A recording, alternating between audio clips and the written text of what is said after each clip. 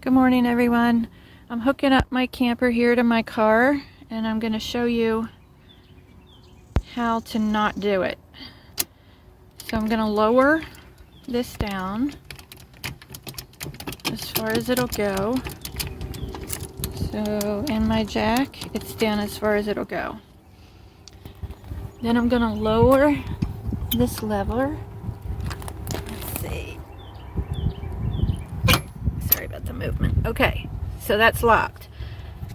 I could put a pin lock in here, and then it should be good to go, right? I should be safe to roll down the road. Except, watch what happens. This is how I test it. I crank it back up.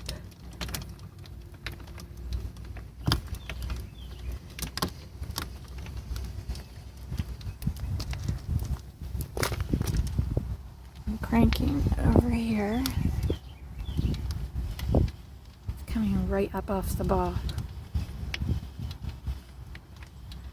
And if I had went down the road, it would have came off the car. So here's what I'm going to do. I have to move my car up a little bit. I can't move the camper just because of where it's parked at. It's on a little hill. So I'm going to move the car up just a hair, and then I'm going to try this again. But this is something you always want to check. This is the way I check. You get it on, you think it's right, crank it back up. If it's correct, it will not come off like this one just did. It'll try to lift your car. That's when you know it's hooked up right. Okay, I moved the car up just a little bit. I've cranked it down, actually lowered the jack, put the hitch lock down. Now I'm going to crank it back up again. I'm going to show you what happens when it's correct.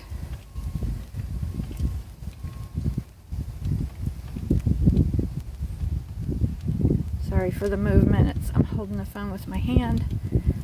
You can see I'm still cranking, and it is not coming off the ball. It's trying to lift my car. That is what you want. That is correct way to do it. So now I'm going to put a pin lock in there so that this can't accidentally pop up if I hit a bump. I'll put a pin lock in there, and then I'll hook up your chains. You always want to cross them underneath before you hook them up, because that way if it did come off, the cross chains will cradle it and it'll catch your tongue here instead of it just going down to the road. Gonna hook up my lights, gonna hook up my chains, and I am out of here, headed to the Mayberry meetup. Safe travels, everybody. Like and subscribe. Bye.